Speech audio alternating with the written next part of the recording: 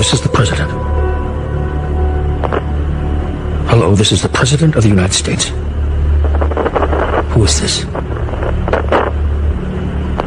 Is it you again? Look behind you. This is my private line. How did you get through? They're everywhere. All the time. We see them every day. But you have to look behind you. There is nothing behind me. How did you get this number? The spaceman told me. What spaceman? It doesn't matter. I'm telling you about the monsters. Please, you must look behind you. Young lady, there are no monsters in the Oval Office.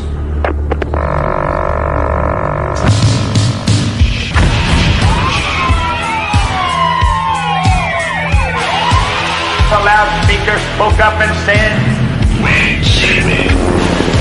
The loudspeaker spoke up and said, "Wait, Jimmy." The loudspeaker spoke up and said, "Wait, Jimmy." Give up. Give up. Give up. Give up. Give up. Wait, Jimmy. Wait, Jimmy. Wait, Jimmy.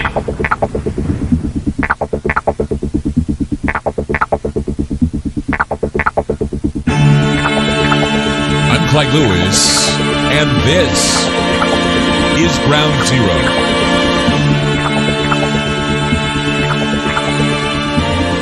The number is to call tonight, 503-225-0860. That's 503-225-0860.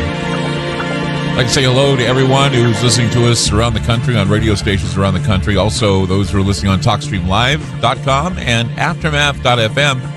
By the way, give the gift of Ground Zero this Christmas with our subscriptions for Aftermath.media.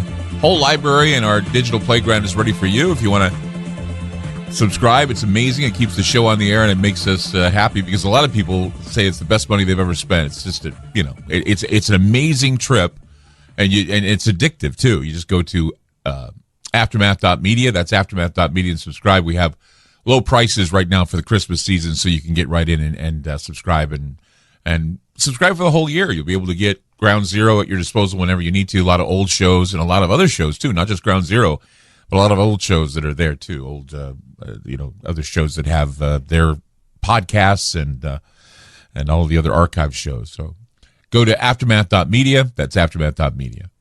So as far back as last week, listeners have been sending me emails asking me when I was going to do a Krampus show. Well, I figured since I'm busily planning this, we're going to have a Krampus party tomorrow. There's a bar in town called the Paradise, and we haven't done a Krampus party in a while. I think it's been about a year, 2 years.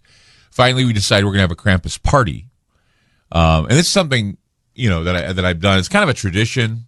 I've been doing Krampus parties ever since I first told the story of Krampus at a Christmas party that was thrown by a colleague of mine. It was a listener party. And it was funny because, I went to the party and I was drinking, having a good time. And he walked up to me and he said, "Clyde, I need you to say a few words at the party." And I looked at him and said, I don't think I can do it. I'm kind of too drunk to even speak. And he said, no, it's going to be fine. All you got to do is just stand up, do a stand-up routine, make people laugh, do something, sing. There's a band here. You can do whatever you want. And I thought, oh my God, what am I going to do? It's these impromptu things sometimes, it puts you on the spot. And you can't necessarily, you can't think of anything until it's time. They hold the mic in front of you and say, well, Clyde, go ahead and tell us what's going on. And he's like, okay. So the mic was handed to me. And, Clyde's going to say a few words about Christmas. He's going to tell us a good Christmas story. And I'm thinking, well, what am I going to tell them? I can't do 'Twas the Night Before Christmas, and I can't do Scrooge, and I can't do any of that stuff. So I thought that I would take a moment and make it a Ground Zero story. So I recalled the story my German grandmother and aunt told me about Krampus. I figured that no one heard of Krampus, or what is called the Christmas demon. I mean, I told the story anyway. And as I told the story, I noticed that the bar became very quiet. No one said a word as I was telling the story of the cold winter nights and that a large hairy beast with horns would break into homes, kidnap the bad children, and then beat them. And I said, this is why you better watch out and you better not cry, because if Krampus comes, chances are you're going to die. So at the end of the story, there was, dead silence. I mean, you could hear the heaters in the bar on because it was so quiet. And then there was one clap, and then two, and then the whole bar applauded. And in the end, I was told that what I had to say was terrifying and that no one had ever heard of Krampus. Well, the wait is over now. I mean, you can drag out the Dickens and hear some ghost stories, or we can just go for the throat and tell you about how Krampus is the Christmas egregore that we deserve right now. I mean, both stories, the Dickens story, the story of Scrooge and the story of Krampus, they need to be told now. I think they're more relevant now than they've ever been before. I think Scrooge is nearly 200 years old, and Krampus, that goes back to the pagan era. For decades, our Christmas stories, like 'Twas the Night Before Christmas, Rudolph the Red-Nosed Reindeer, and A Christmas Carol, they've reinforced America's Christmas ethos, depicting the season as a time for generosity and kindness and joy. But once you reach a certain age, Christmas pop culture gets predictably repetitive, and all these Christmas TV specials that you can name off the top of your head are designed to inspire nostalgia and joy. And the same can be said for a traditional Christmas movie, like you sit around and watch It's a Wonderful Life or some other Christmas movie, or you're stuck on the Hallmark Channel for some reason. But if you listen to the radio, it just is aggravating sometimes when you hear Christmas music in October. Many of the songs are secular. They really don't sing much about baby Jesus. And usually we hear about 5 of the same songs being sung by many artists who want to make a buck off the season. And somebody had pointed out to me that they haven't heard Little Drummer Boy this year.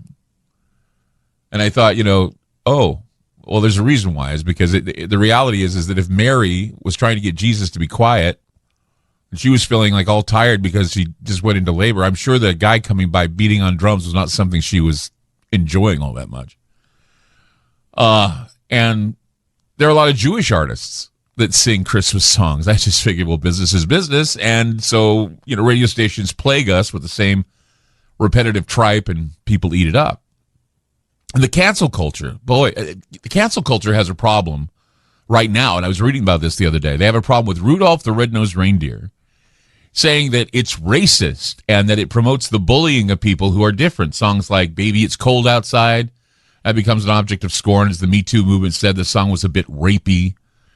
And now we're seeing that there needs to be a black Santa to counter the racist white Santa, which is funny because we aren't seeing Asian Santa or Latino Santa begging for the spotlight. It is because we're told that black children need a Christmas character they can identify with. I don't know how we've gotten this far. I mean, no one has to relate with Santa. He's the big guy, right? The one who watches you to see if you've been good or bad. But does Santa carry out all the bad stuff when he sees children misbehaving? Well, no. He leaves that up to the bad cop of Christmas. That's Krampus, the Christmas demon. It's that time of year where children cower, grown-ups revel, and as the night falls, this goat demon named Krampus treads through the snow, tongue lolling, chains jingling, with a basket on his back ready to lug misbehaving kids directly to hell. Tonight we talk about Krampus and several other ghost stories at Christmas. 503-225-0860. That's 503-225-0860. I'm Clyde Lewis. You're listening to Ground Zero, and we'll be back.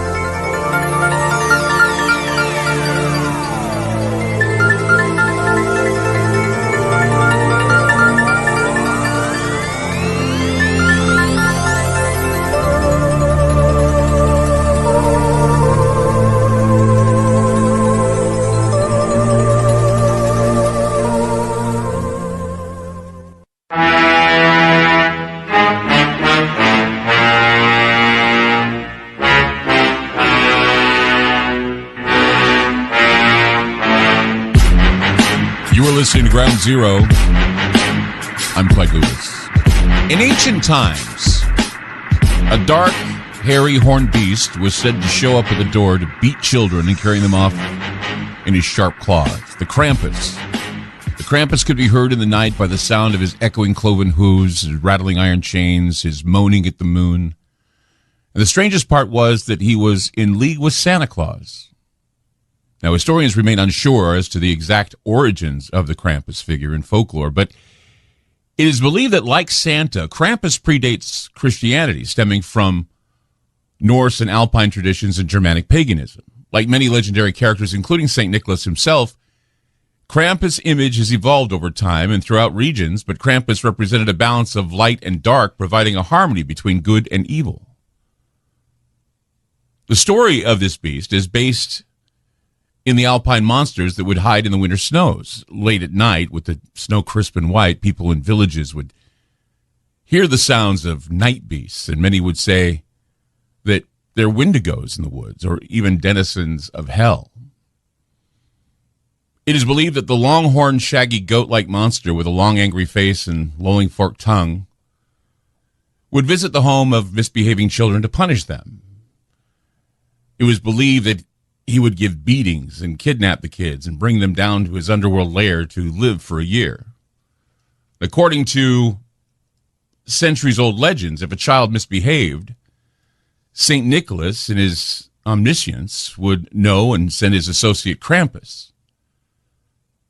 It was said that this dark partner with a serpentine tail would turn up to the house during the Christmas season to punish the wicked child. He would beat him with a bundle of birch sticks, whip them with horsehair, and throw him into a sack or wicker basket to take him down to hell for a year. In some strange synchronicity, I was sent some sounds of a creature that was howling in the winter night, and these were recorded in St. Louis County, Missouri. They're chilling, and I think they set the mood for the Krampus riding in the cold night air.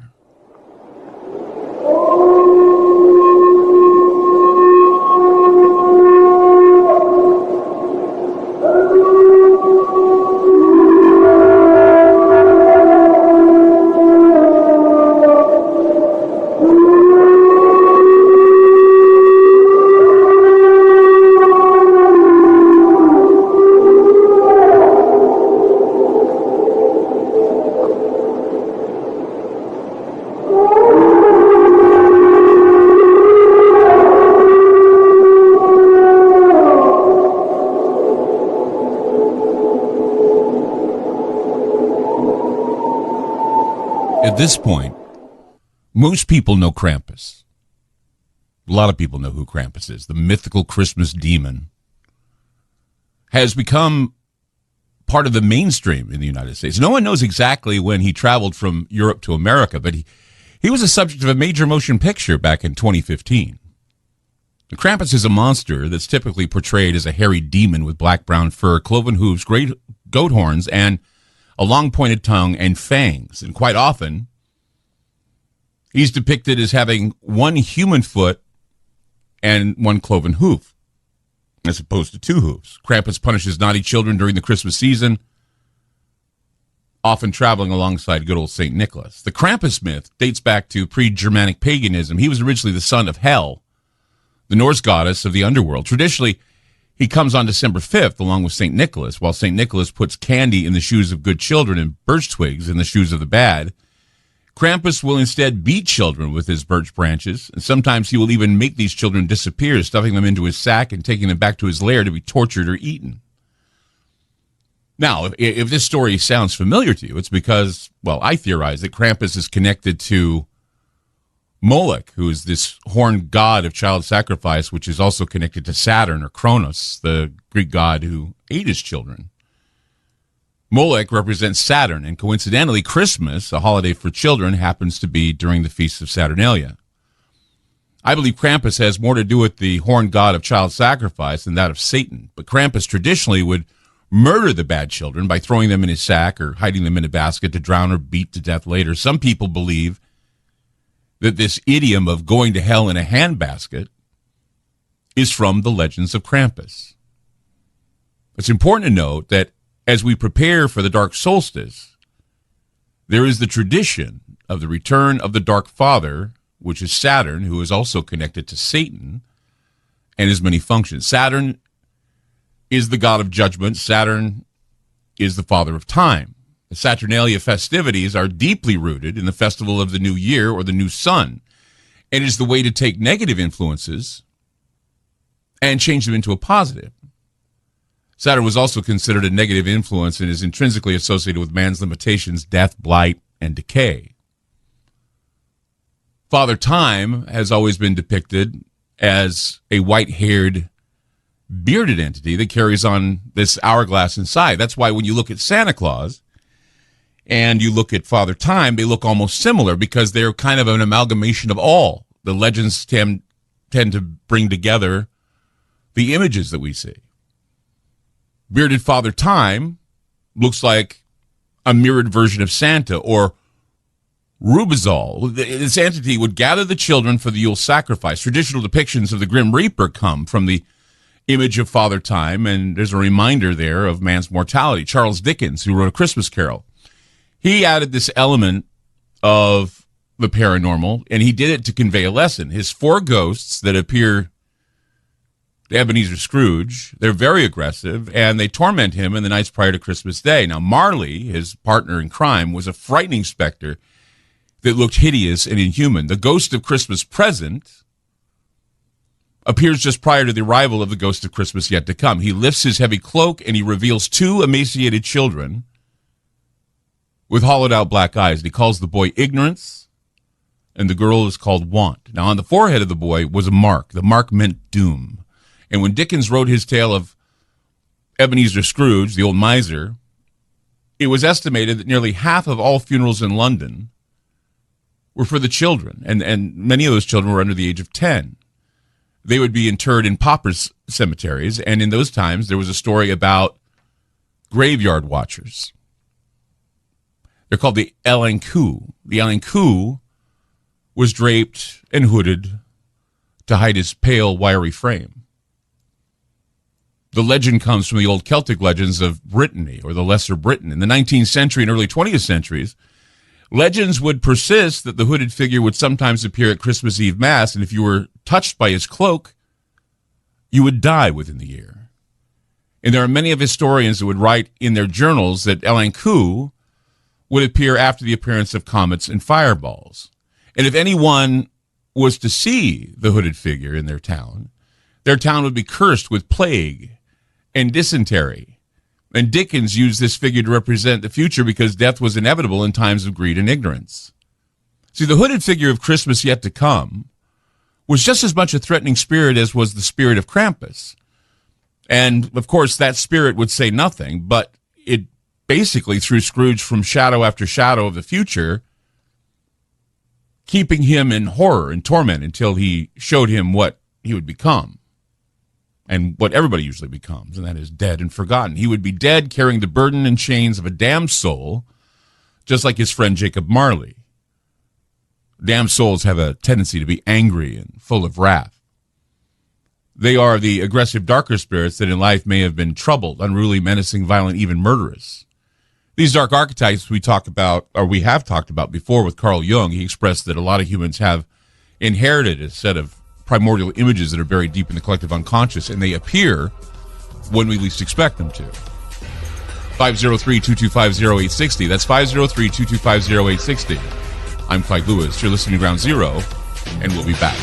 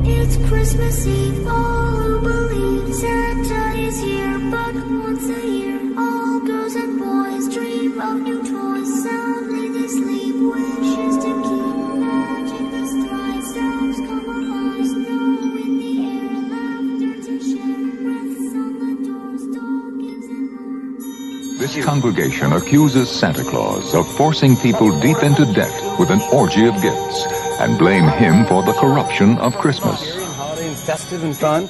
Now, what do you have in Austria? Christmas is a different thing. We have sort of the precursor to Santa Claus on the 6th of December, St. Nicholas, that's the day, and on the eve of that day, we do the proper thing. We try to keep kids in order and in their place, and we have Krampus.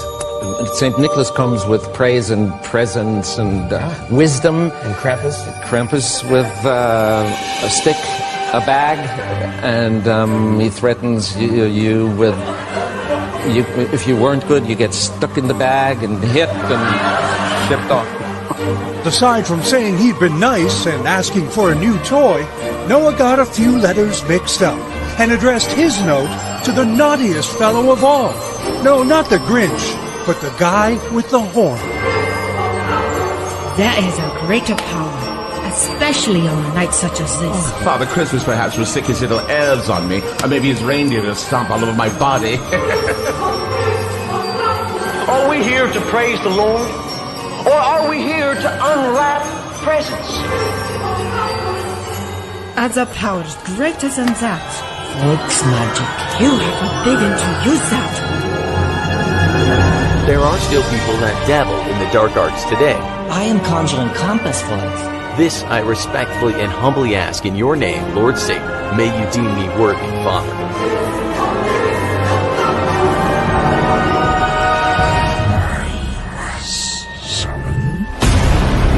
I'm Clyde Lewis. You are listening to Ground Zero. Krampus, that hairy demon that lurks in the woods at night, and of course his night has come. It's definitely a horrifying Christmas story, and especially now when, as I said before, someone had sent me these moans and growls from St. Louis County, Missouri. Just listen to this.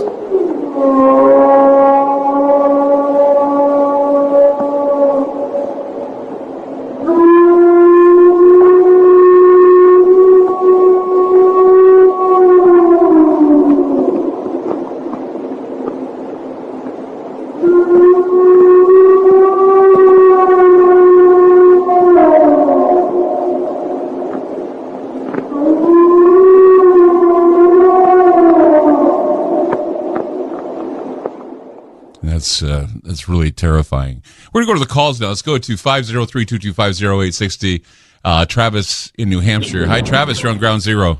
Hey, thanks, Clyde. I wanted to talk about, obviously, the subject, which is Krampus.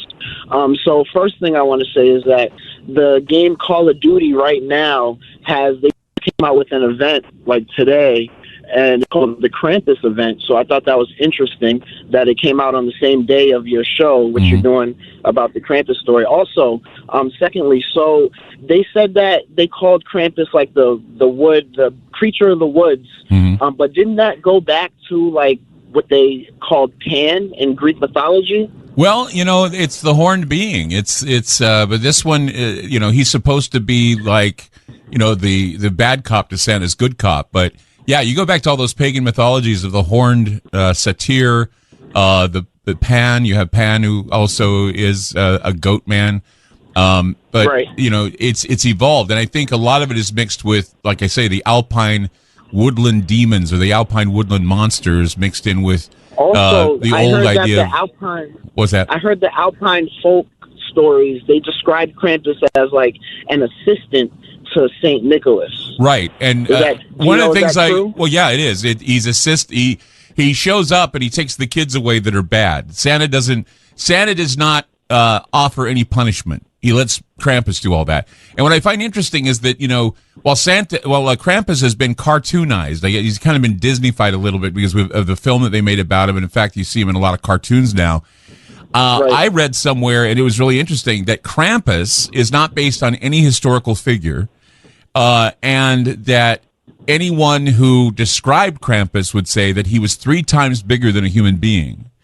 So it's like, again, we go back to the crypto critters of Longtails, talking about abominable snowmen and Yetis and Bigfoot and Sasquatch and maybe even Wendigos. And we talked about the Wendigo before. one quick question now. Do you know if is there any pre-Christian stories that you may know of that might describe Krampus? Moloch. The horn god of child sacrifice. Yeah, I mean, you go back. Oh, Moloch. Yeah, Moloch. yeah. Okay. Because Krampus is a horned being, and he basically takes children away and beats them or eats them, depending on what part of the country you live in, what part of the legend you believe in. So this would go into like child sacrificing and things like that. Yeah, well, I think it's connected. I think you look back at Carthage, you look back at all the times of the Phoenicians. I think that you look at, even in the Bible, you find stories of the decoration of trees, and even at one time they made little gingerbread men, or they made cookies that looked like little kids, so they didn't sacrifice them. They basically ate them to remember the children at children mass. Yeah, they ate the cookies. Wow, that's interesting. I never knew that, Clyde. Thank you. You bet. Have a good night. Take care. Let's go to Johnny. Let's go to Johnny in North Carolina. Hi, Johnny. You're on Ground Zero. Oh man, I tell you, these Krampus stories, any the local grown stories like that, they're aimed at like the bad kids that are always thrown into the prison. What do they call it? Yeah, Get Straight program, or something like that. Get Straight program. It's the Christmas version of Get Straight. I agree with that. That's yes, funny. It is. Yeah. You reserve this story for those kids, and whether or not there's something out there in the wilderness, there are places still to this day, and I live close to some of them. You can take a child, 13, 14, and leave them, and the elements would take them, and it is a genuinely scary thing, and it goes back to that nature is scare. Just being alone in the woods, being basically by yourself, and those demons that you see that pop up in your head. This perfectly mixes with that hallucinogen show you did the other night. Oh yeah. That is one of the faces you see, is that twisted demon face. Well, and remember we were talking about what they call them, the Hex, the what they call the winter hags. That and there are stories about winter hags that follow Krampus as well. So it's hard to describe whether or not Krampus would be more of a fairy folk type, or that he certainly is a demon from hell. But they never really come right out and say that he's a demon from hell. But he certainly looks like one. He certainly acts like one. But then when you look at him, he's all covered in fur. He's 3 times bigger than a human being. He looks like some sort of a mutated creature, or crypto creature, that would be similar to either Bigfoot or the Wendigo. So it's this fine line where I'm thinking this is where the legend came from. The legend came from hearing strange howls in the night, or growls in the farmhouse, chickens dying, eggs being stolen, milk being drank, that kind of thing. And so they attributed it to some sort of a legend to scare the kids, and saying, look, if you continue to be bad, this creature is going to show up at the house. He's going to suck all the blood out of the chickens. He's going to eat all the eggs, and we're not going to have anything for Christmas dinner. So, I mean, you see how it evolves over time. And here in the United States, now that we have Krampus with us, he's been around for hundreds of years, maybe even thousands of years. And that's the scary part, is that this creature has been around, and it hasn't been until the commercialization of Christmas and the idea that people find a cynical route to say, well, I believe that the reason why the world's going to hell in a handbasket, to use that idiom, is because of Krampus. That's interesting. It's kind of bizarre. 503-225-0860. It's 503-225-0860. I'm Clyde Lewis. You're listening to Ground Zero, and we'll be back.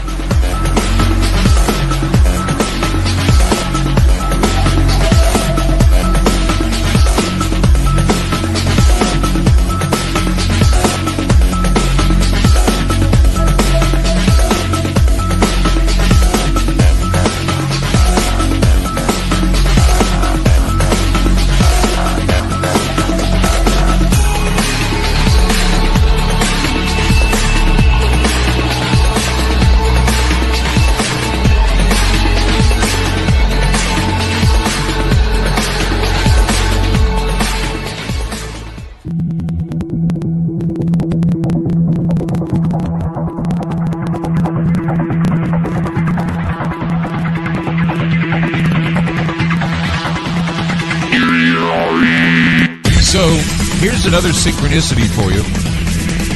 Derek sent me an email, and he was telling me that, I was talking about how Krampus, shows up during the sightings of strange lights in the sky. You look at the comets that come by. And tonight, believe it or not, Comet Leonard is going to be visible in the northern hemisphere. It's going to pass near Venus. The comet can be seen shortly after the sun goes down in the southwest sky. It's very low above the horizon. And if you look, the brightest star out there is Venus.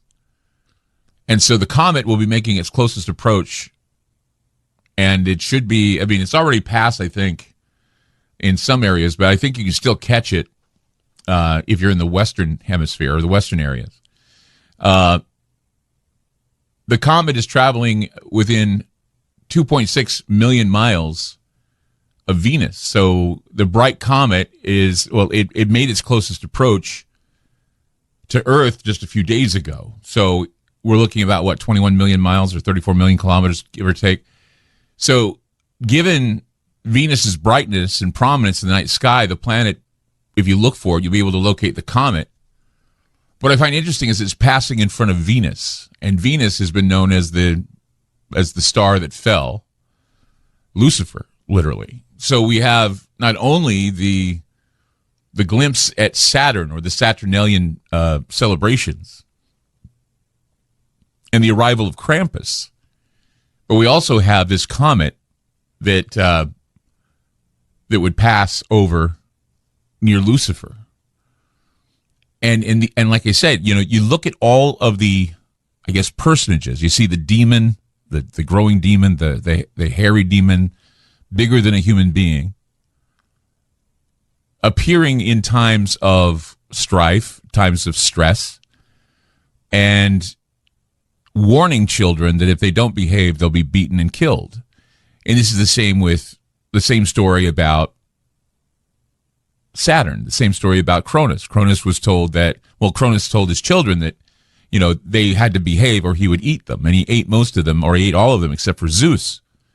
So the story about the passing of the year, the idea that Father Time has a scythe, just like the symbol is the death symbol, the same symbol that Charles Dickens used, it's a reminder to be on your best behavior. It's a reminder that no matter what you do, Father Saturn is always watching you. The Saturn return is what it is. The return of Saturn, the return of judgment, the return of where you'll be judged. And if you're bad, you're speedily drugged down to hell. If you're good, you get the good stuff from St. Nicholas, which is the representation of the good guy.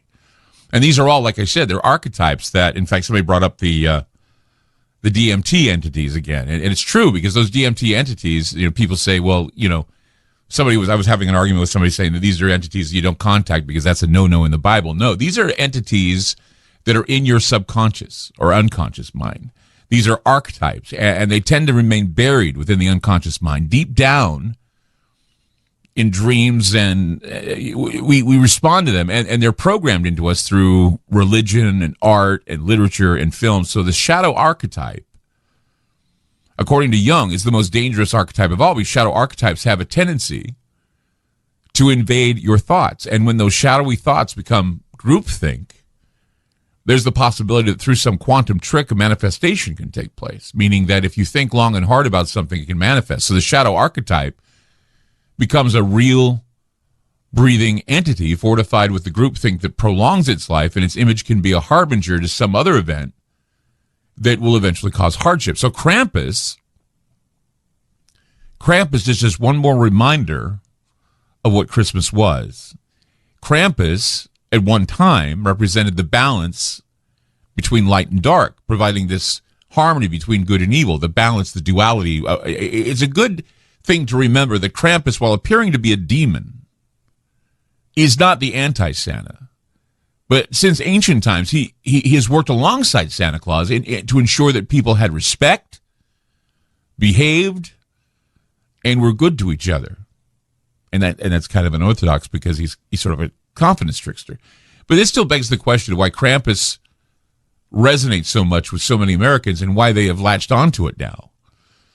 I was reading the Huffington Post, and they had an op-ed about Krampus, and it says Sonia Hallbeck wrote an entry, and she says, it's difficult to say exactly why the intrigue surrounding Krampus has skyrocketed, perhaps for a generation that grew up with Harry Potter and a pop culture that's always on the lookout for the next classic fantasy creature to reinvent, like a vampire, an elf, or a zombie.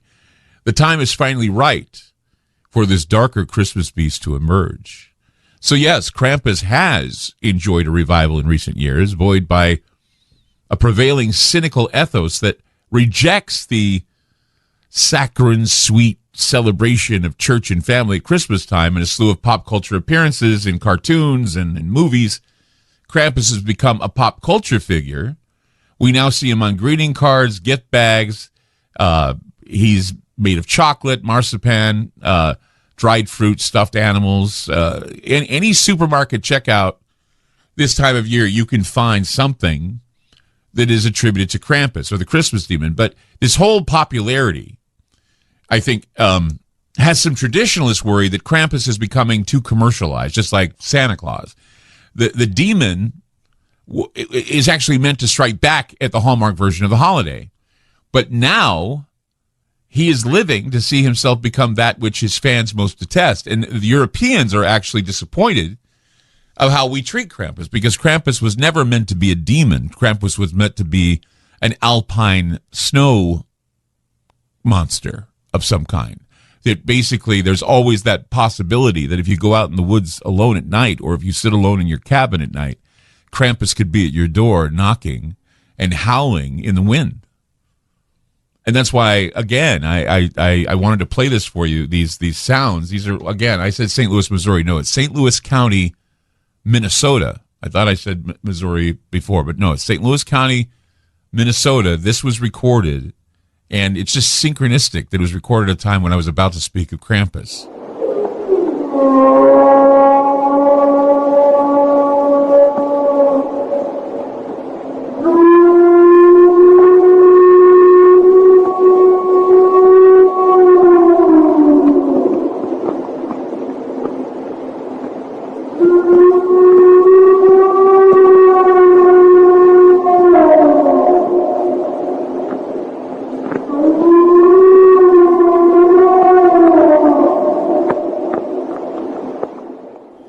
Krampus usually doesn't act alone. He has a lot of other creatures that do his bidding the night before Christmas, although his legend is there to spook children, the young and the young at heart.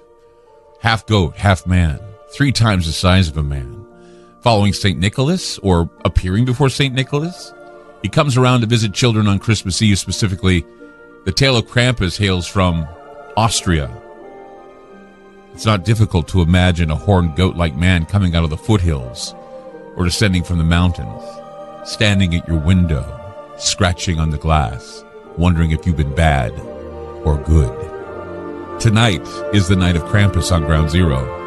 503-225-0860. That's 503-225-0860. Back with more Ground Zero. Don't go away.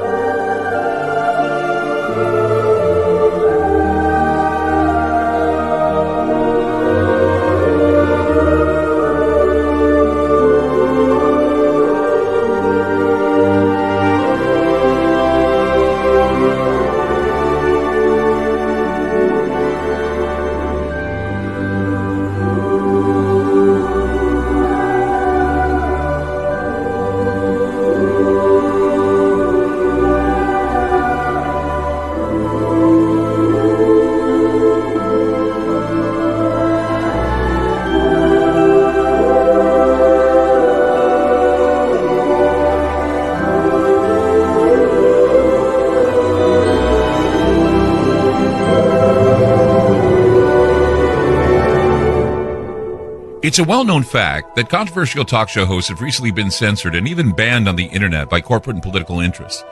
Hey guys, it's Clyde Lewis from Ground Zero. And in order to counter the suppression of information, we've decided to create our own private digital playground called Aftermath. It's an exclusive online multimedia library featuring a social media platform, videos, audio clips, archive shows, research groups, documents, and a news aggregator. In addition, we're hosting other Ground Zero-friendly podcasts like Conspirafact with Wes and Bill, Into the Microcosm with Jimmy Jean, Parawareness with Mr. Gates and Isaac Weishaupt, Opposing Perspective with James Ponder, The Infinite Fringe with Billy Ray Valentine, and several more shows. Mobile apps for Android and Apple are available too. The monthly subscription for Aftermath is only $10 a month. The yearly special for new subscribers during the month of July is only $79 a month. You save almost $40. Sign up now by going to aftermath.media. Again, that's aftermath.media.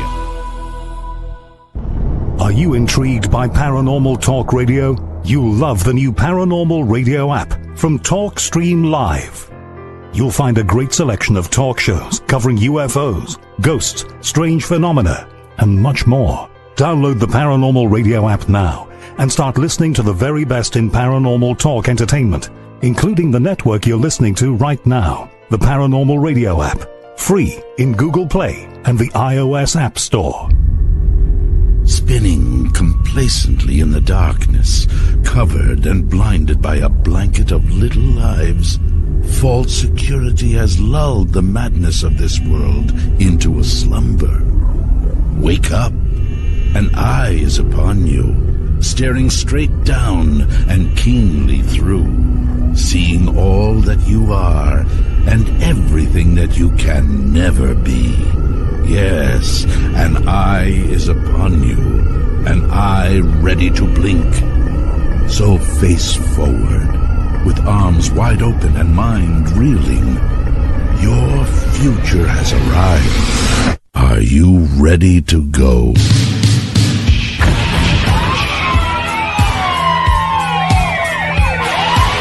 The loudspeaker spoke up and said, "Wait, Jimmy." The loudspeaker spoke up and said, "Wait." The loudspeaker spoke up and said, "Wait, Jimmy." Give up. Give up. Give up. Give up. Give up. Wait, Jimmy. Wait, Jimmy. Wait, Jimmy.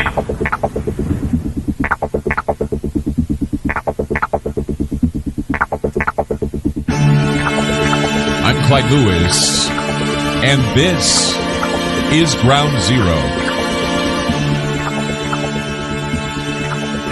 The numbers to call tonight, 503-225-0860. That's 503-225-0860. So like I said in the last hour, I've gotten emails and posts on Facebook asking, when am I going to do a show about Krampus? Every year it's a tradition, Ground Zero talks about Krampus, the history of Krampus, and it's just a chilling story.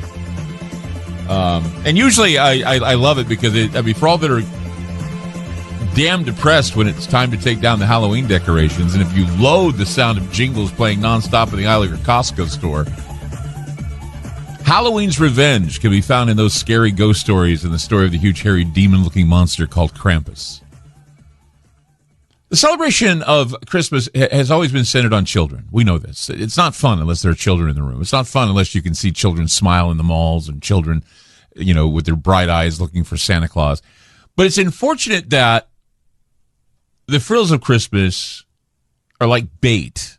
They're like bait and trappings for something sinister, something bad, something that would be considered commercial or ignoring Jesus or, whatever bothers you about Christmas. There's always something, right? And it can be argued that Christmas is a training ground for great disappointment and mistrust, especially when, parents tell you about Santa Claus, or you learn yourself about Santa Claus, or what Santa Claus is, or the background of Santa Claus. In fact, there's actually a movement where parents believe that perhaps it's time to come clean about Christmas and Santa and all of the mythology surrounding the holiday, teaching it as a myth, not as a reality. But in my opinion, I think it would be best just to keep Santa in a place where he needs to be. Jolly old elf, we remember from Clement Seymour's poem, "'Twas the Night Before Christmas." And yes, Virginia, that would even include the pipe that he smokes because, well, I was reading that there are a lot of people that are Grinches, right? And there was actually a movement to remove any references to Santa smoking a pipe in the old "'Twas the Night Before Christmas" poem. I mean, it's always uncomfortable to say to people that, the origins of Christmas celebrations are evolutionary. They're all evolutionary. Things change, that certain characters disappear, certain characters are brought back, and one of the characters brought back is Krampus. And when you look at pagan rites, you look at Wiccan rites, you look at Luciferian celebrations, all of this dealing with the light. All this dealing with the removal of the light and the return of the light. That's why we have Christmas lights and baubles and bangles, and we have Christmas trees and all this, because the whole fantasy within the mythology is all about the war between God and the devil. And in some ways, it's also a ritualistic way of remembering the return of the Dark Father, or depending on what path you're on, the left-hand or right-hand path. There's the Dark Father return or the return of Jesus.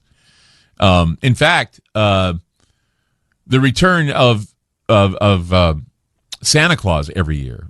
And someone had pointed this out to me. I did an interview with somebody who had told me that the Santa Claus event, the idea of Santa coming down from the sky and giving gifts to those who have been good, and the Krampus story of the devil, many people are saying that the story was just derivative of the story of the apocalypse, and that over time it was manipulated by the Illuminists, because look, if you look at the book of Revelation, chapter 19, verse 13, Christ, the Son of God, is described as returning from the skies in light and glory, wearing robes dipped in blood. So think about that for a moment. You see this bearded man coming down from the sky wearing robes that are red. And there are many people who see this as manipulation and even a simulacrum of evil and deception. And again, we hear the great deception where they're saying that we will be somehow fooled or somehow manipulated or misled by a great deception, which will characters and creatures from the sky are going to come down from heaven telling us that they're gods. So when you look at the Yule is the promise of the return of light, set aside at a time, believe it or not, in the old celebrations. It was about the offering of a child to the horn god Moloch. Pope Gregory advised St. Augustine to allow his converts certain festivals, as formerly they had done this in honor of the devil, the demon. And St. Augustine permitted the usual December celebration under a new name. And these early pagan ceremonies are derived from the many English holiday customs that we have to this day. So when you're looking at Nicholas, or you look at the name of Nicholas given to the red-suited bearded man, also has been derived from the devilish origins, because Old Nick, you've ever heard the devil being called Old Nick? It was always, Old Nick was the devil. And some people say, well, Santa is an anagram for Satan. Well, Nick is taken from the old European name Nikon, meaning to murder or to slay, inferring that the old saying that Satan was actually the murderer from the beginning. Santa in the beginning had an alter ego, and that was Baal's Nick or Baal's Nickel, the murdering assassin of Baal, the horned god of sacrifice. Again, we see the comparisons to Krampus, which is a horned and hairy devil, who would visit children that would not behave. His job was to kidnap children, beat them with a switch, and sometimes eat them. And by the way, Krampus is a German word meaning old claws. Krampus is the mirroring entity of the ancient Phoenician god Moloch. That's what I think. I think that the tradition's gotten down for thousands of years. That's actually traditions that mirror a lot of the Christmas traditions. Believe it or not, they can be found in the Old Testament thousands of years before Christ. If you open the Bible to Isaiah, you read about the ancients placing idols of worship under a tree. They inflame themselves near the evergreen trees and sacrifice their children in the sanctuaries in front on idols. That's in chapter 57 of Isaiah. They talk about inflaming themselves under evergreen trees and sacrificing their children in sanctuaries in front of idols. They did so in the Valley of Ben Hinnom in the 1920s. There was an explorer that found 6,000 funerary urns in Carthage, and they were sacrificed in the sanctuary of Tanit.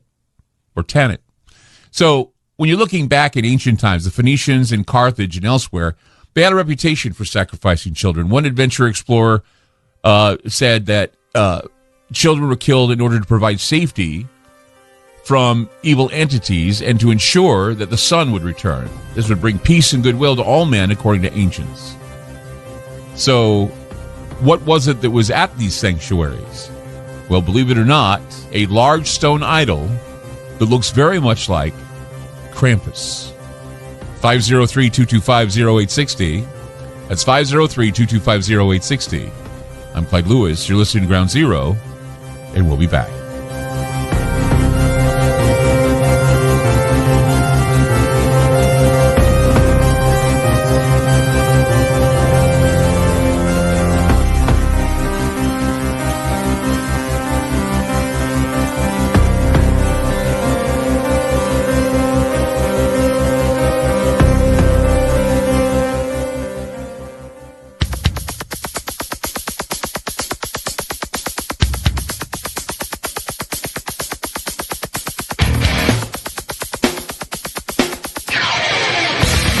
Last night I touched on the graven images that they're erecting in places like the UN and Rockefeller Center, and that the Pope gave the okay for them to erect a statue dedicated to Moloch, which is this horned god that, if you go back to the times of the Phoenicians in Carthage, they would sacrifice children to this in these sanctuaries, again, under the trees near Tanit.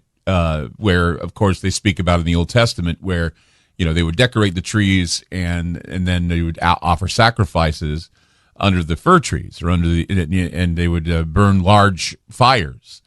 They would gather at this sanctuary, large stone idol. It had the head of a horned bull, a horned god, maybe a goat, I don't know, but it just looked like a demon, of course, and what would happen is there were arms, mechanical arms on this god, and they'd place a child in the arms, that the ropes and pulleys would raise the arms into heaven, and the child would fall out of the arms into a pile of burning oak. And this was a gift under the trees to Moloch.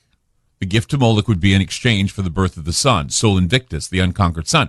Later, the practice was abandoned. However, there were various sects that would create child effigies. They would bake cookies, or they would have dolls that would be used in the ritual instead. They would, take a cookie and eat it in remembrance of the children.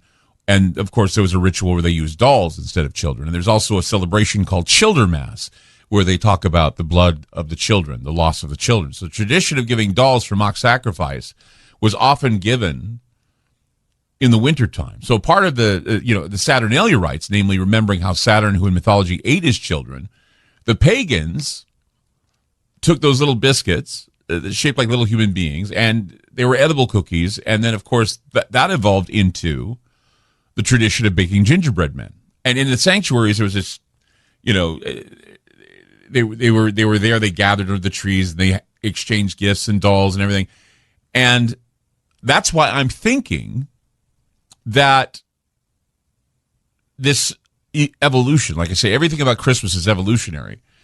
You got this dark, hairy, horned beast that was said to show up at the door to beat children at Christmas, and then he carries them off with his sharp claws. Krampus, the Krampus could be heard in the night by the sound of his echoing cloven hooves and the rattling iron chains. The strangest part that he was a companion to Santa Claus, and historians are unsure, where he came from.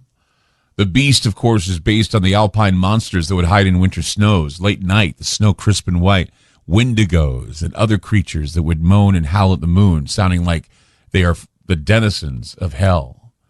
It's funny, when I was putting the show together, it took me a few days to do the research, and I was putting the show together because we were planning a party that we're having a party tomorrow night at a bar called Paradise, where we're going to have a Krampus party. We're inviting everybody locally to come out and have fun with us. But I was thinking to myself, what would make this Krampus show special? What would make it stand out? And then someone sent me something. It was amazing. It was these howls that were recorded in a place called St. Louis County, Minnesota. And somebody sent me saying, is this Bigfoot? Is this Krampus? Is this the Wendigo? And I thought I would play it for you and maybe have you decide what we're listening to. Listen to this.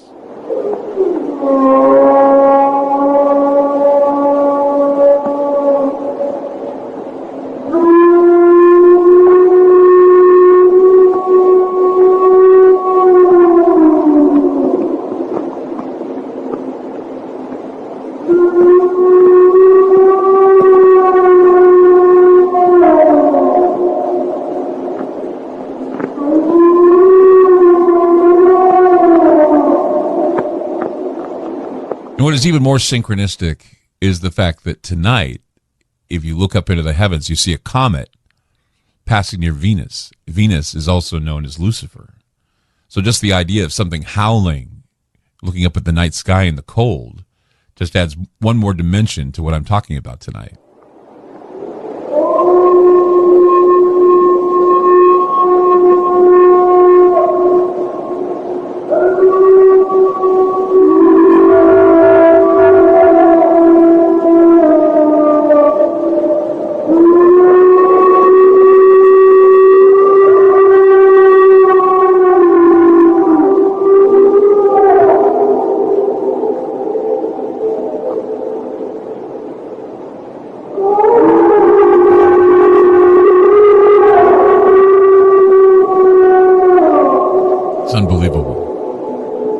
Gives me the chills every time I hear it. But see, that's the whole thing, is that, what is out there in the cold, moaning, that loud moan, sounds painful, sounds almost human, almost like a werewolf. And I always say winter's for werewolves, winter's for the Wendigo, and winter is also for Krampus. But Krampus, of course, he has his limitations. We all know that, we don't have Krampus suiting up to greet kids like a mall Santa. But he wouldn't seem all that welcome if he showed up at your door at a Christmas party, hunched over, ready to take the children away who are bad. But if we look at what Krampus represents, he's just another one of those dark figures that teaches a lesson. It's like what Charles Dickens tried to do when he told his ghost stories with Christmas Carol. I mean, we think of Christmas Carol as a cozy piece of traditional seasonal storytelling with, steaming potatoes and a goose that's hanging in the window. And, of course, it gives us a lesson to be taught about, not being stingy at Christmas. But, there's a lot of, believe it or not, there's a lot of political element that went into A Christmas Carol. And I'm thinking there's a lot of political element going into Krampus as well, because you look at what Krampus represented to the Austrians and the Germans. Basically, he was resurrected to be the symbol of fascism, not letting fascism at your door at Christmas time. And then you look at Charles Dickens' A Christmas Carol. He wrote it, in the 1840s? I think it was like 1843 he wrote it. And what he was doing when he wrote A Christmas Carol was he was delivering a far more serious and possibly, in his opinion, freshly relevant warning about the moral bankruptcy of a society that destroys human lives in pursuit of a profit. I mean, he was delivering a message to the powers that be that they should not exploit the hardships of people to gain control of them. Now, doesn't that sound relevant? Very relevant for our time, doesn't it? I mean, it's not just a personal morality tale. It's not just about Ebenezer Scrooge. It's a raw and impassioned warning to, well, at the time, his fellow Victorians, of the collective responsibility human beings have for one another, and the potential danger that exists in exactly the social forces that Marx would be dissecting soon. Karl Marx. So literally, I mean, even before Marxism was even discussed, the idea of preventing something. He's kind of, I mean, Charles Dickens is kind of like the George Orwell of Christmas. And he used a lot of paranormal elements to tell his stories. Because he was a news reporter, he was a storyteller. He was before a Fortean even existed. I'm sure he would be considered a Fortean. So, maybe if you look at Krampus in a different light, maybe if you look at Scrooge or even the entire story of A Christmas Carol in a different light, you may see that it is an impassioned warning to all of us now, as the story itself, is 200 years old. Nearly 200 years old. Not quite, but nearly 200 years old. Charles Dickens and Krampus and the Ghost of Christmas Present, the Ghost of Christmas Yet to Come. Ghost of Christmas Past was all about Scrooge. The Ghost of Christmas Present was all about what's happening in the time of Scrooge, but Yet to Come was something that was a little bit more like the Krampus story, where if you don't watch out and if you don't take care of yourself, you'll wind up dead and forgotten. 503-225-0860. It's 503-225-0860. I'm Clyde Lewis. You're listening to Ground Zero, and we'll be back.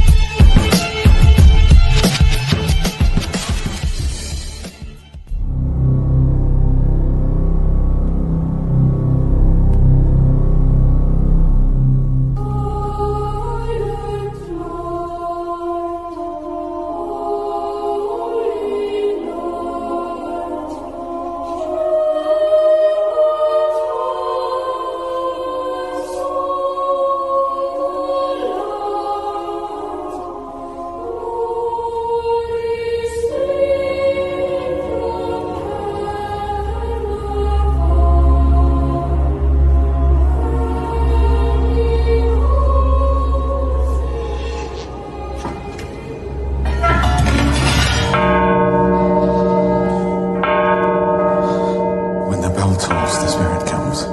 Yes, I understand. And I am ready.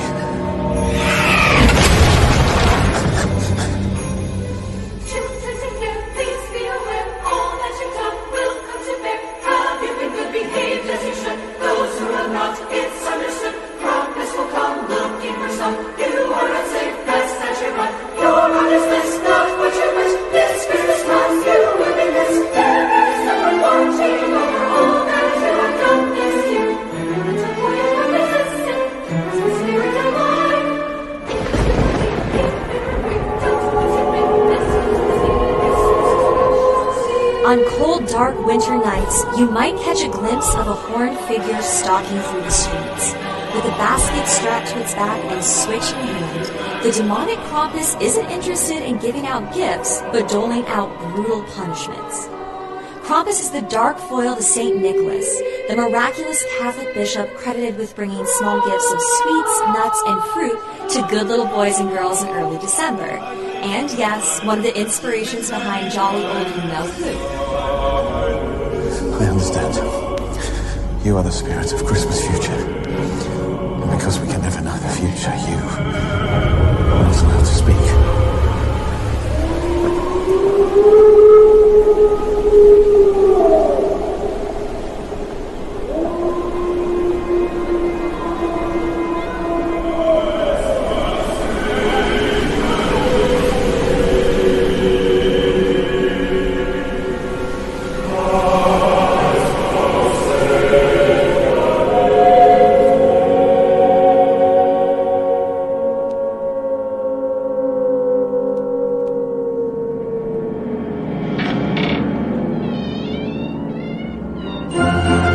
I'm Clyde Lewis. You're listening to Ground Zero. It's time to drag out the Dickens and talk about Krampus. You know, when Dickens wrote A Christmas Carol, they had a sort of a demon problem of their own at that time, about the 19th century England. Tales of demon-like characters were told, including the tale of Spring-Heeled Jack, a small demonic gnome that was able to leap into the air and terrorize people. Some say that Spring-Heeled Jack was a horned, oily-skinned blue demon with a pointed head. Some say he spewed forth a blue flame from his mouth and that he had sandy, hooked claws that felt cold like a corpse. In the winter of 1855, after a light snowfall, it was reported that hoof-like marks appeared in the snow. The footprints measured 1.5 to 2.5 inches wide and 8 inches apart. The footprints were seen throughout the countryside for a total of 100 miles, and even though they would veer off at various points, the greater part of the hoofprints were moving forward in a straight line. Some of these hoof tracks were seen going up walls, on rooftops, haystacks, leading up to even the various drain pipes that some say were only 4 inches in diameter. Villagers of the south side of Devon, England, reported sightings of a horned devil-like figure walking around looking into windows. And many townspeople armed themselves and attempted to track down the beast responsible without success. As the Daily Mail reported back on March 13, 2009, Ancient Mystery returns, Satan's hoofprints spotted in Devon back garden. Apparently, back in 2009, scientists for the Center of Fortean Zoology said they saw footprints again. Footprints again of the demon of Devon. Some villagers blamed the church, who'd recently changed the standard prayer book, for letting the devil into their communities. Others blamed animals, pranksters, even a weather balloon. But the phenomenon described as the Great Devon Mystery was never explained. The prints did resemble those of a goat, and skeptics brought up the possibility that rabbits or even an escaped kangaroo from the local zoo may have caused them. Still, there is no explanation for the curious hoofprints in the snow. No explanation for the revisit or the resurrection of the demon of Devon. Now, this was the story of the demon of Devon. The story of Spring-Heeled Jack goes all the way back to the times of Ebenezer Scrooge and Charles Dickens. But, you know, if you read A Christmas Carol, I mean, we always say, well, that's a great story every year. It's up there with It's a Wonderful Life. It's got, you know, all the trappings of you must be generous at Christmas or you may die or whatever.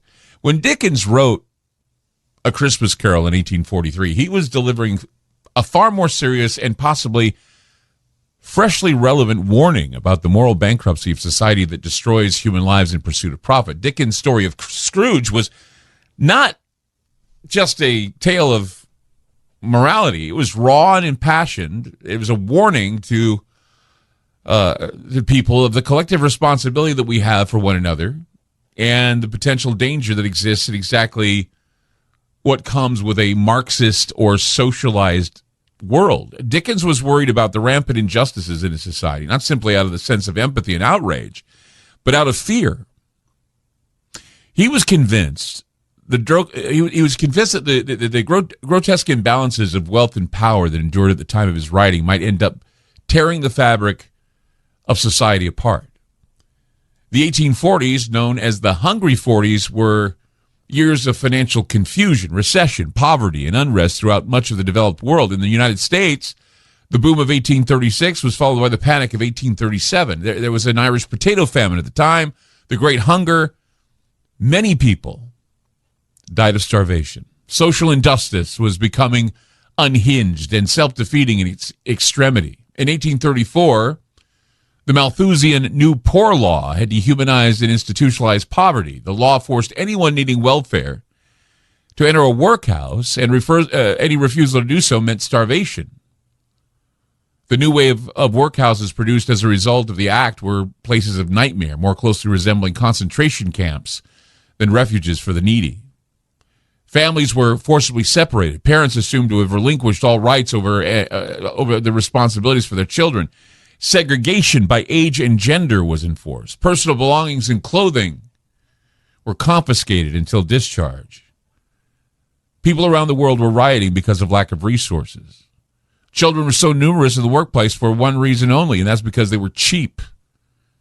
On average, earning only 20% of an adult's wage while working the same hours. A child as young as 5 could work 14 hours a day in conditions of squalor and acute danger. And many such children died of industrial accidents or disease. So the rising toll of human misery was almost beyond measuring. Its social implications clear to anyone who had eyes to see. And the book, Christmas Carol, came out December 19th, 1843. It sold out very quickly. But the high cost of production and legal fees spent on contesting a pirated edition meant he saw only modest profit initially from the book. Readers loved its nostalgic and sentimental celebration of Christmas and warmed the easy redemption of its protagonist, Ebenezer Scrooge. But the wider message did not then, and maybe not since, receive such a recognition. Beyond the simple framing of what Dickens did with Ebenezer Scrooge's journey through his own life and the world he inhabits, he used it as a device to explore the grotesque and dangerous inequalities of contemporary society. Scrooge's famous dismissal of the poor says it all. I was in A Christmas Carol. I played Scrooge at one time, and I remember the line where he said, "What then if they'd be like to die? They had better do it and decrease the surplus population." Talking about charities, and it's better the kids die to decrease the surplus population. It's very much like what we hear from Malthusian technocrats about the reduction in population due to COVID-19. Malthusian ideas have never escaped us. Look at Bill Gates and Dr. Fauci. 503-225-0860. That's 503-225-0860. I'm Clyde Lewis. You're listening to Ground Zero, and we'll be back.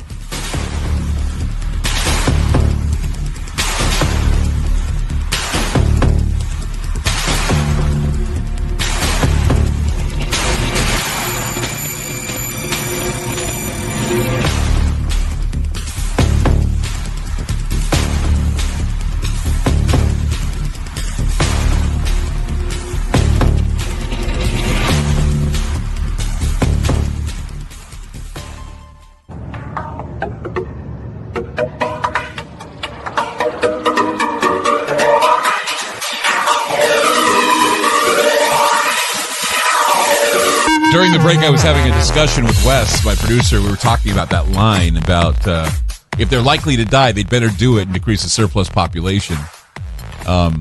He said the same thing about Tiny Tim. When Tiny Tim was, what's going to happen to Tiny Tim? Well, he lives. It's better that he die than, so that they could decrease the... I mean, Malthusian ideas that are promulgated defend these resets. The idea that, well, it's natural and good for society to have the population go. It's natural and good for society that we don't treat those that didn't get vaccinated, that kind of stuff.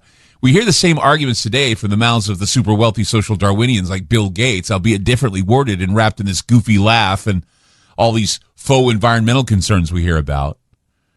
But of course, Dickens says, if you read in Dickens, it says something to the effect, I think it was the Ghost of Christmas Present said to Scrooge, he said, "If man you be in heart, not adamant, forbear that wicked cannot until you have discovered what the surplus is and where it is, will you decide what men shall live and what men shall die? It may be that in the sight of heaven, you are more worthless and less fit to live than millions like this poor man's child." Talking about Tiny Tim. So who knows? These the comeuppance of people like Gates and Fauci and Soros and all these guys, it's going to be something that they will suffer. I mean, right now, those who suffer, the average working class, they no sooner see us die than roll over and play dead. They would rather beat us with their rules and mandates than give us sound information about how to better our immune systems. We're currently dealing with the same social issues that Dickens would find, very recognizable. I mean, the very atmosphere that allegedly summons the tales of those alpine demons at Christmas time, like Krampus. Humanity finds itself sinking to a new low where every evil that can be imagined can be formed into a monster that is welcomed in the cynical and angry world. Krampus is, Chris and Sheree Geo talked about egregores, so did Brad Olson. The idea that Krampus is the egregore that is manifesting in the toxic environment we're in now. He targets the children. He beats them into submission, much like children are being coerced into taking part in things they don't truly understand, like getting a vaccine. Why must I get a vaccine, Mom? Well, because somebody said you needed to get it. Well, what about all the people getting heart problems? Well, it doesn't matter. See, that's the thing, is that, you have these characters like Scrooge, and you have these characters like Krampus. And these are basically the presence of these characters, the overall character, if you will, of who they are. That many of these ideas about, taking something that's from the turn of the century and applying it now, a lot of people, think, well, we're too sophisticated to believe that nonsense. But mythologies exist for a reason. So Krampus's frightening presence was suppressed for many years. The Catholic Church actually forbade the idea of Krampus. And the fascists in World War II Europe found Krampus despicable because it was considered a creation of the Social Democrats. And I'm sure, given the climate we're in now, Krampus could easily become a political tool, but at the moment, he's been off limits, and people who are not too keen on traditional celebrations embrace Krampus with open arms. Krampus, like Scrooge, he's a mascot for what we don't want to invite into our consciousness. I mean, Scrooge, of course, had to go through the alchemical steps of the initiate in order to improve his life. But Krampus, well, Krampus arrives in times of strife and inner conflict.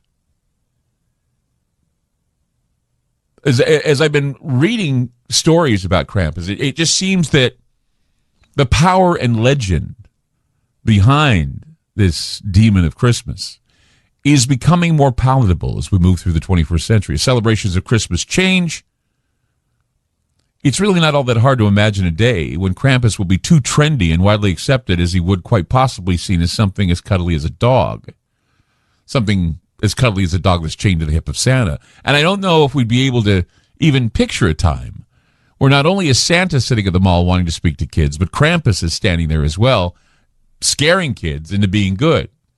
You go through the whole idea of, you go through the pains of being taunted by Krampus, and then eventually you find the comfort and the serenity of being in the arms of Santa Claus. But then again, what is the demon Krampus known as? The demon with sandy claws or sandy hooks? I mean, the French have their version of Krampus, and he's a serial child killer. His name's Hans Trapp. He's like Freddy Krueger. He actually jumps into your dreams and basically kills you while you're asleep. He actually looks like a scarecrow. That's a terrible thing. I mean, imagine having a dream about a guy who looks like a scarecrow who kills you in your dreams. And again, we go back to Christmas being the time of werewolves. I mean, especially in Romania, the practice of caroling in Romania corresponded to dressing up as animals, mostly wolves and demons and spirits. That way, you know, and I don't know if you know this or not, but any child, and this is old legend, Romanian legend, that any child that is conceived or is born on Christmas Eve can be or will be cursed to become a werewolf. So the carolers that we hear about, the carolers serve to remind those who would not abstain from sexual activity on Christmas Eve that there's a price to be paid in blood for those who break the rules of Christmas. I mean, some people say there's no Santa Claus, and the primitive people would spin tall tales based on saints like St. Nicholas or even horned demons and little demonic goblins that can be found in ancient cultures and histories that are seldom talked about. But ancient cultures had these myths for a reason. And the solar eclipse, the winter solstice, darkness falling early, evil spirits, and strange creatures would enter our world through mirrors and stargates. The prevailing myth is that throughout Europe, demonic entities that followed or accompanied Santa were called the mirror opposites. And at night, you could hear them howling at the moon and the stars.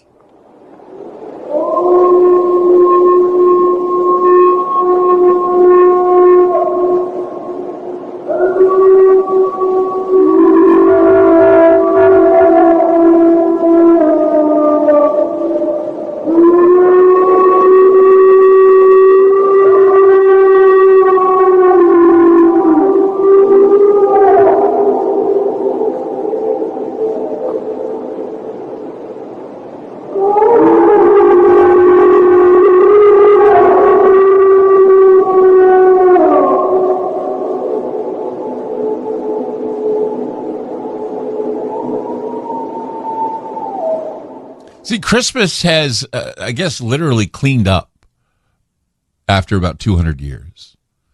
And the darker stories are not shared that much in the United States anymore.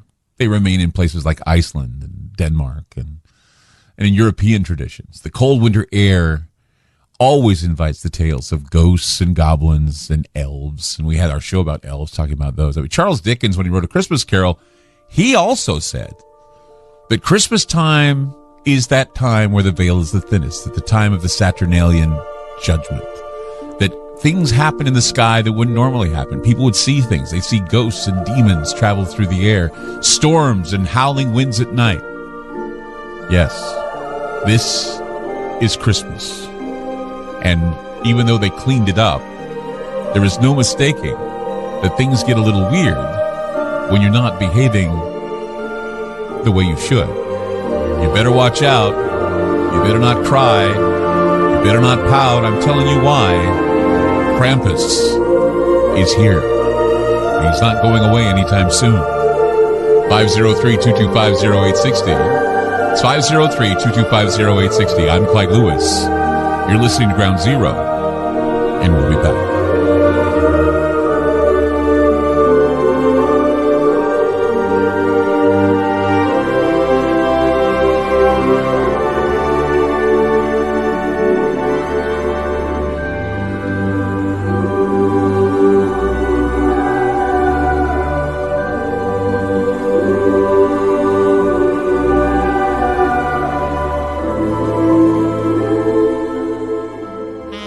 Is that a new music app? Yeah, check it out. Surfer Music Discovery. It links to thousands of online stations, but the twist is you see the song names and artists that are now playing live. That's different. No guessing. Looks like a waterfall of music. So many formats. Rock, oldies, country, R&B, jazz, and a whole lot more. How's that spelled? Surfer. S-U-R-F-R. Is it expensive? It's free. No need to sign up or sign in. Get the Surfer Music app free from Google Play or the App Store. So, you love talk radio? Then you'll love TalkStreamLive.com. TalkStream Live is always on, 24/7, with the best streaming talk shows. Find your favorite talkers and discover some new ones. It's free, readily available online or on mobile with any smartphone or tablet. Finding your favorite talk shows all in one place has gotten a whole lot easier. Just go to TalkStreamLive.com. Be sure to download the free apps from Google Play or the iTunes App Store. Join me on a journey where getting lost is the only true destination. For the past, present, and future all coexist on the same timeline. Where happiness is an illusion. This is the future we are in right now. Where our phones are the first things that we touch when we wake up, the last thing we touch before falling asleep. Radiant, seductive screens we so lovingly, endlessly gaze upon. Much like you're doing right now. Welcome to a future where our true reflection is only revealed once the screen goes dark. Welcome to the darkness. I hope you find it enlightening.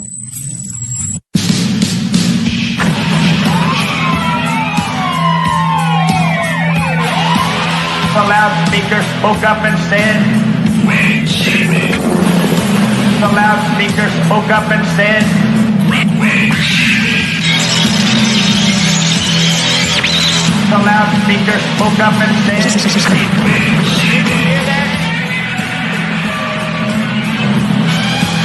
Give up. Give up. Give up. Give up.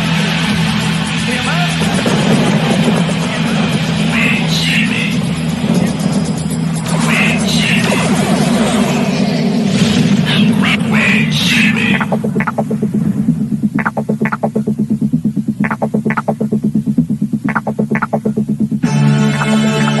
I'm Clyde Lewis, and this is Ground Zero. The numbers to call tonight, 503-225-0860. That's 503-225-0860. I say it all the time. I'm not ready for winter. I never am ready for winter. Even as we're getting closer to Christmas, the cold is blowing its bitterness and the snow's clean to the ground. My sister in Salt Lake City was telling me they got hit with a big snowstorm there. And it eventually did snow in Colorado, from what I understand.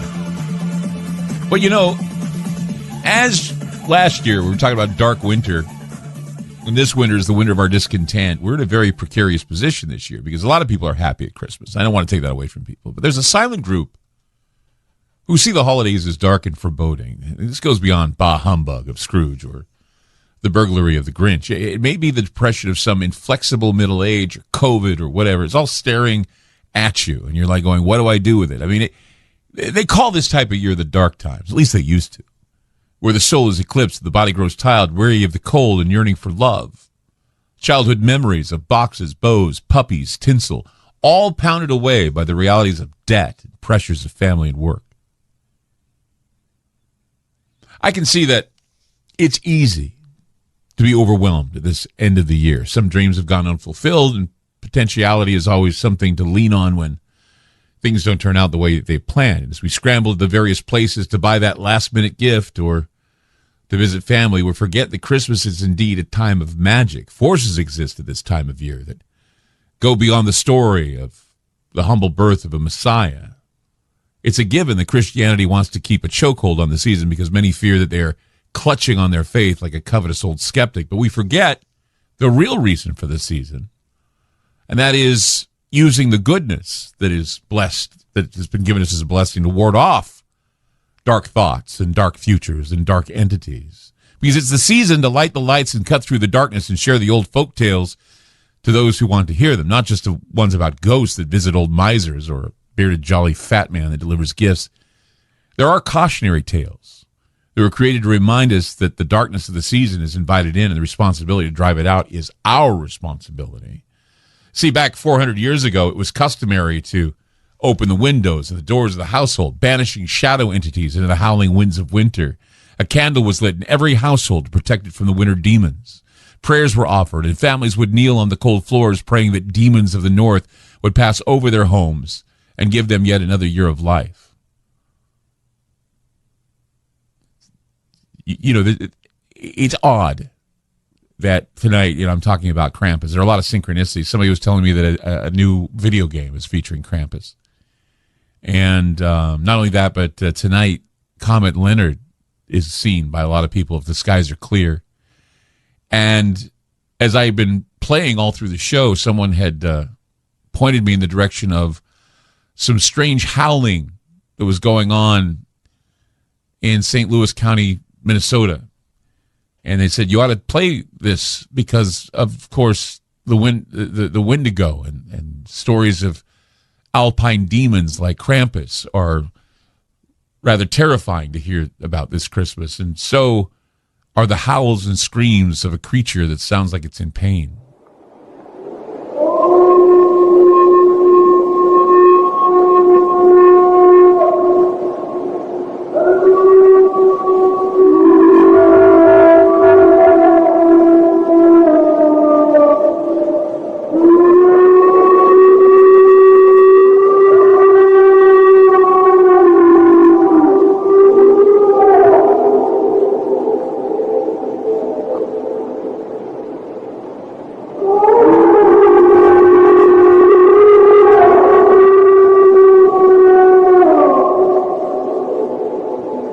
Winter monsters are terrifying, especially with the cold air and the strange scratching on the windows we get from trees or from icicles that break in the night.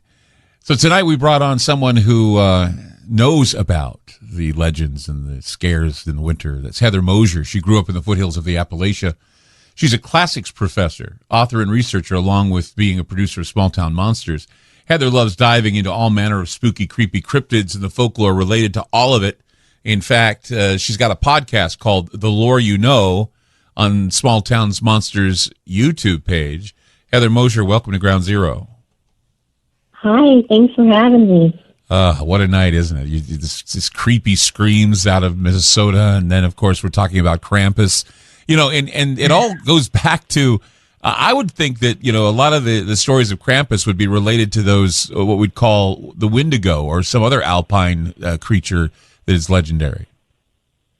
Yeah, I guess I wouldn't think of the Wendigo necessarily with Krampus, but yeah, all of this is tied to, like you had mentioned earlier, the darkness of the year. I mean, we're coming up on the solstice, the longest night of the year, and where we're hoping that the harvest has supplied us with enough to get us through until spring when we can grow more crops. So it just kind of lends itself to these creepy stories and tales, and then words of warning as well for the children to kind of, you know, stay out of the woods if you hear noises like that. Don't go out at dark and wander away, but also behave so that you don't get taken away or beaten by some sort of demon-like creature.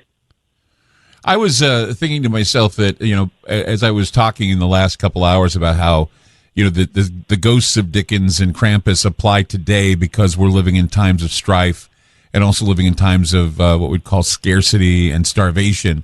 It's a lot like what Dickens wrote about in the 1840s. Yeah, especially right now, we're kind of in a time where, especially with the pandemic kind of being snapped back 100 years or more to times when things were more difficult, and it a lot of times feels like things are out of our hands or our direct control. Exactly. And you know, I've always thought to myself, and we've talked before on this program about things like tulpas and egregores and how sometimes they manifest from legends. And in times like these, people start seeing these creatures. We're going to talk more with Heather Mosier about some of the haunts of the Christmas season, including the ghosts and the demonic creatures like Krampus, and what they mean to our overall psyche, how it affects us on a spiritual level and even on a physical level.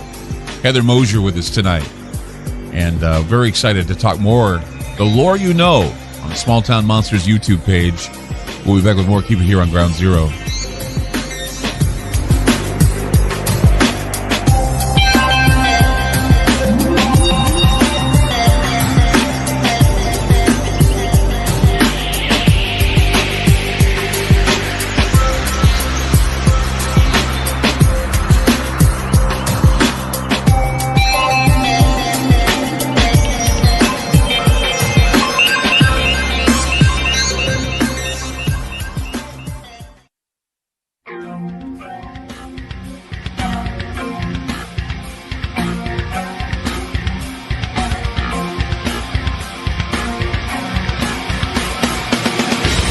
Heather Mosier's with us, producer for Small Town Monsters, has a podcast called The Lore You Know, talking about the origins of a lot of these, I guess you could call them the Christmas winter creatures, Krampus being one of them.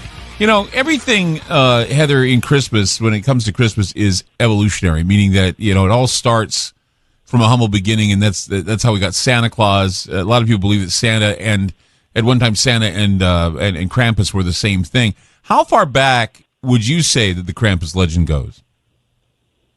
Well, I mean, it goes back a long time. I mean, I don't have an exact date. Right. I'm not sure that we can actually pinpoint an exact date, but when you're thinking of Europe and old Austrian traditions, especially when you're looking at Krampus, and the precursor to that would be some sort of Germanic traditions or Celtic traditions going back even further. I mean, you can see elements of the creature, the physical elements, as far back as ancient Greece or Rome, as far as satyrs and even like Pan-type figures, just in the behavior of Krampus as well. But Krampus, in the iteration that he is in now, I would say is, I mean, it's not ancient by classical history standards, right, but it is old compared to American standards. Right. It's interesting that you bring up the like Pan and other what we call nature creatures, because it seemed to me the more I studied Krampus, because I was first acquainted with Krampus from my grandmother, my German grandmother, my aunt, who basically told us the stories of Krampus. And Krampus never came off to me like a demon. He never was like a demon. He was like a forest creature that, got a bad rap because of the way he looked, but he was there to teach kids a lesson, right? He was there he had to look scary. He was basically the bad cop, the yin to Santa's yang, and therefore, a force to be reckoned with. But, if you really dig deep into the legends of Krampus, you get an acquaintance there with a lot of the elves and a lot of the fairies and gnomes. I mean, there's a lot of, I guess you could call cross-pollination in the legend. Mm-hmm. Absolutely. And I like the idea of him being more like a bad cop. He has a role to play, and that's just a complimentary, in a way, to St. Nicholas. Mm-hmm. But yeah, there's the idea of the balance, like you said, of punishment for children, or in hopes that they behave well enough that they don't get coal from him or a beating from him or whatnot. Right. But yeah, a lot of those elements come, like you said, it's a good mixture. And I think we see that just based on the way that populations converged over time. Yeah. Just, borrowing from other cultures until everything fits to what we see it as now. Yeah, I mean, in my studies of Krampus, like I related a while ago, one of the things I think most people don't realize is that even creatures like werewolves are associated with Christmas, because of the fact that the old Romanian tales say that if you conceive a child, or if a child is born on Christmas Eve, he is destined to become a werewolf or a vampire or some sort of we call it a revenant creature of hell, because you're not supposed to be breaking the rules of Christmas Eve or Christmas time. It's a sacred time, so having sexual relationships, conceiving children, is something that's a bad thing to do. So you create some character like a werewolf or a Krampus or a demon, and of course that's where we get the idea for the Jersey Devil, is that I guess some woman had a baby that she wasn't supposed to have, and the Jersey Devil was created. Yeah, the 13th child. Yeah. And she kind of cursed it. Yeah, things like that.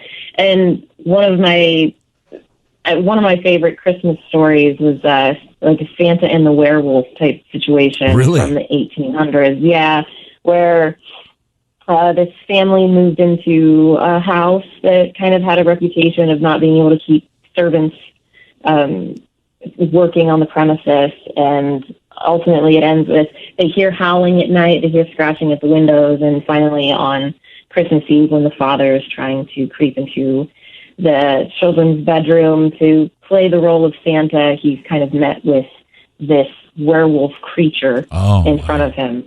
I have never heard that story. I would love to get a copy of that story. I've never heard the story of this man coming in contact with a werewolf on Christmas, because I never really had joined the two together until I started reading stories, and it all goes back to when the snows fall, the winds are blowing, and the trees are clapping together at night. The sounds of, like what I played earlier, the sounds are heard like that, and immediately the imagination goes to some beast of the winter. That even goes back to the Norse tales of the what we call the winter armies, where when the snows would come, you could hear the roar of these creatures, and they were a lot like what you see in like Game of Thrones, or they were a lot like these snow creatures from hell. It was crazy. Yeah, and you get the wild hunt all around the same time as well, where you hear it before you see it. You can hear these creatures coming, this epic battle or parade coming, in enough to instill fear prior to even seeing something that would be terrifying. And Krampus does the same thing. You hear him coming before he appears. You hear the bells or the chains, and you're alerted immediately that now it's time to get serious, time to be careful. You know, you were talking about how you can hear these things happening before they happen. It reminds me of the sons. What are they? The sons of Gryla. They were the Yule lads. 13 Yule lads, and what they are is they're like these 13. They say they're pranksters, but they're more like poltergeists. And they show up. I think this is another story, another ghost story of Christmas folklore, where, of course, Gryla is, I guess, the woman who gives birth, and then of course there's the Yule cat. That was another story too. Just all kinds of interesting, scary stories that we've abandoned that I'm sure are Halloween's revenge for the Christmas songs playing too early in the year. But the Yule lads, the Yule cat, Gryla, Krampus. I mean, these are stories that I think there's a whole new market out there to write these stories and introduce them into the zeitgeist. Yeah, absolutely. And when I was doing research into Krampus a couple years back for Shannon LeGros's Into the Fray Weird Writer blog, I interviewed someone who I really respect out of the Czech Republic. He's an artist he goes by the Raven of the North, and I asked him what their version was, if they had something similar to Krampus, because we usually think of Austria or Germany. Right. And he said that the way he was raised, their character is, and I'll probably mispronounce it, but Nikolaus. And he's dressed up similarly to how Santa Claus for us looks, a hat and a robe. He has a list of good and bad children, but what he's accompanied with are angels and devils. Right. And the angels will give sweets and fruits, the devils give coal and potatoes. Right. But again, you hear them coming too. Right. The devils that are with him have the bells. Yes. Yeah, and of course, a lot of people don't realize that, they have garden gnomes in their gardens, but the truth is the gnomes were the watchers of the dead. They would stand over graves. They would even cannibalize on humans at times. And of course, those legends go all the way back to Icelandic folklore. And even today, you're looking at Icelandic folklore where they believe that the elves or even other creatures, trolls or what have you, still exist. Yeah, the Holdafolk, you don't want to mess with them. They'll actually, from what I understand, move an entire planned road to not disturb them. Right. It's something that you have to respect them. Yes, you don't mess with them. It's gosh, what an amazing discussion here. Heather Mosier with us tonight on Ground Zero. If you'd like to add to the conversation, maybe you've had experience with the Yule lads, the Yule cat, a werewolf, or even Krampus, we'd love to hear from you. I'm getting chills just thinking about it. That's why I'm kind of giggling, because whenever I'm scared, I giggle a bit. 503-225-0860. Back with more. Don't go away. Where is my mind? Where is my mind? Where is my mind?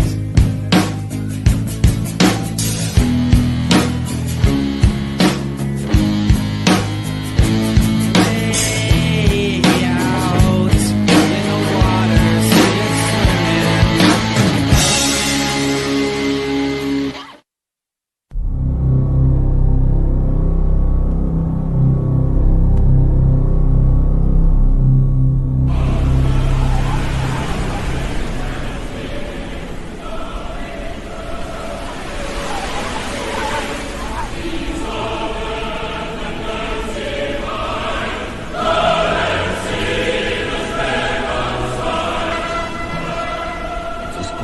Christmas. But this Christmas was darker, less cheerful. But I still believed in Santa, in magic and miracles, and the hope that we could find joy again. But our village had given up on miracles and on each other.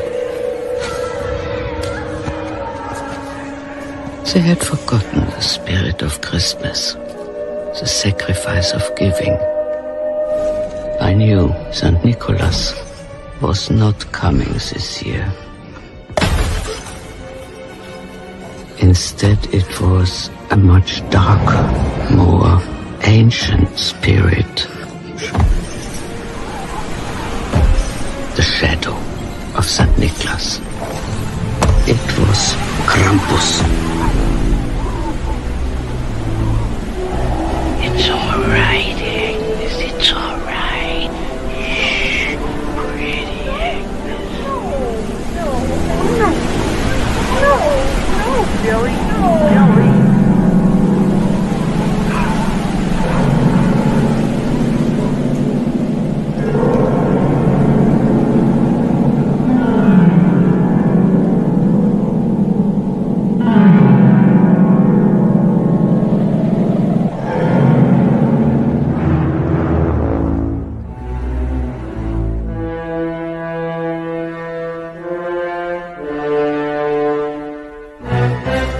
I'm Clyde Lewis. You are listening to Ground Zero. Tonight we look at Krampus and the other strange dark creatures of Christmas.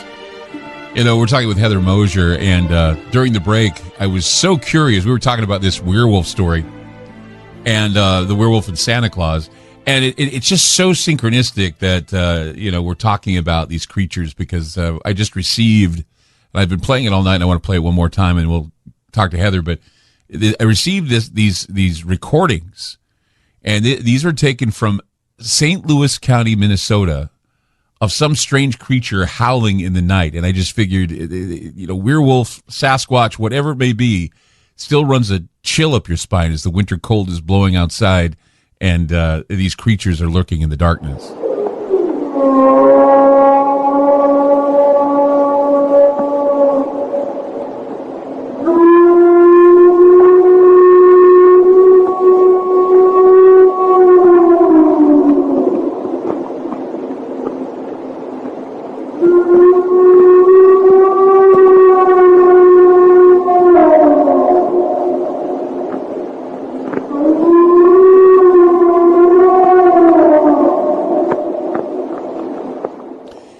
Heather Mosier's with us tonight on Ground Zero. Hey, like I said, during the break, I wanted to research and go after that story about Santa and the werewolf, and it looks like a person by the name of Heather Mosier wrote this story about Elliot O'Donnell, who is a prolific writer who investigated this situation.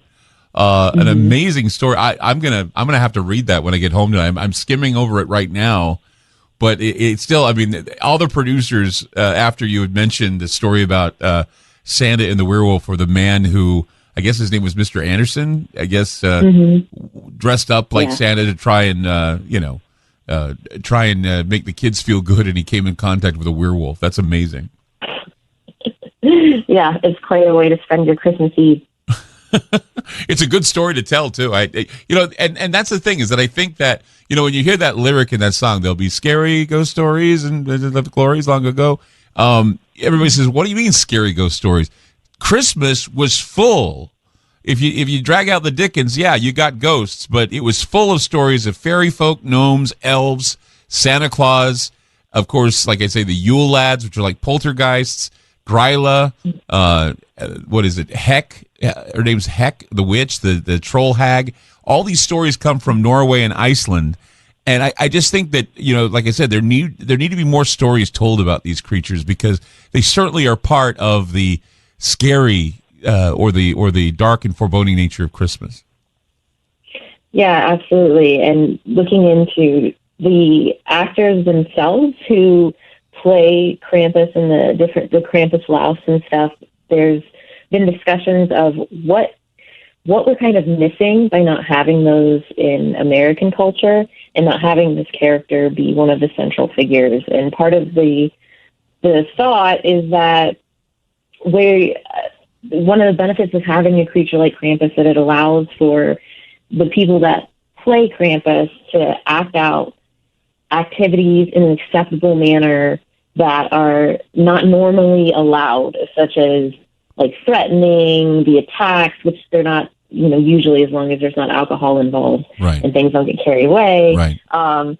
Scaring, intimidating, things that normally we may reserve for something like Halloween. Right. This is something that we get to act out in other areas at Christmas as well. And then kids also get a set of boundaries.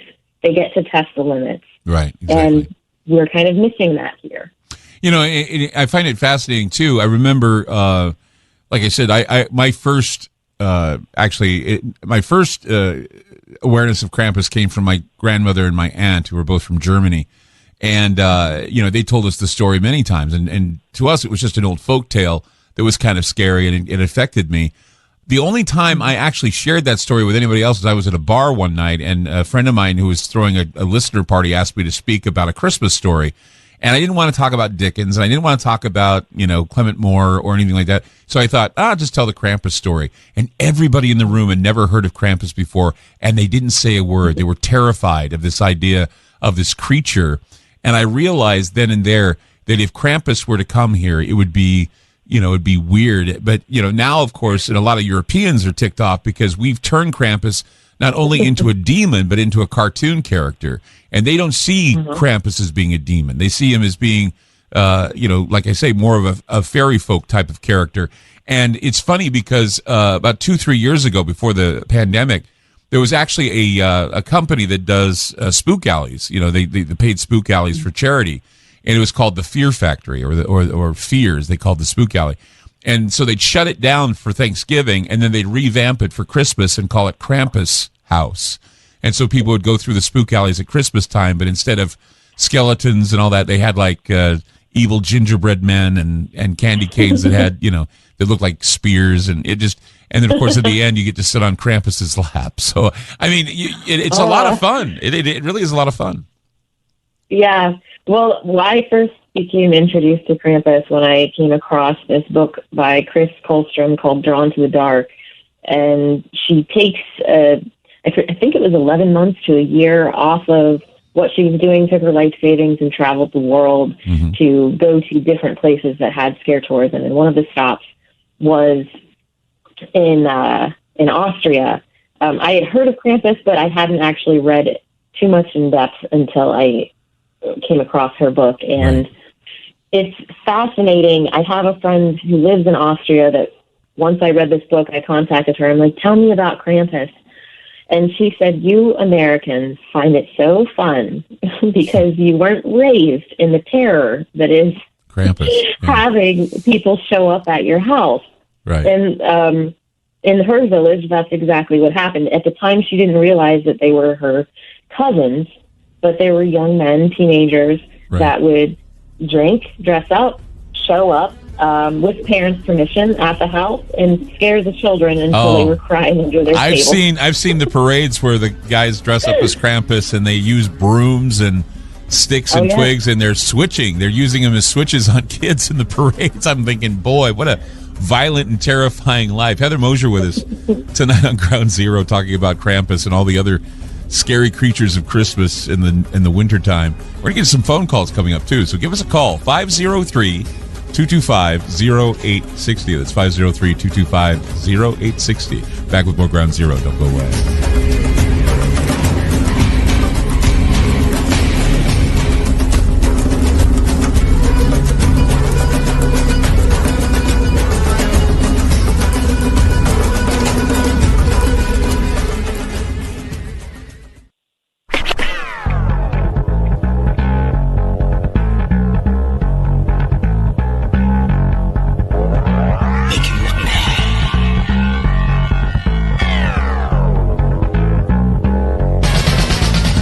So, if the Grinch Who Stole Christmas is classic rock, then Krampus is heavy metal, punk rock. And, of course, holidays have always been strange times.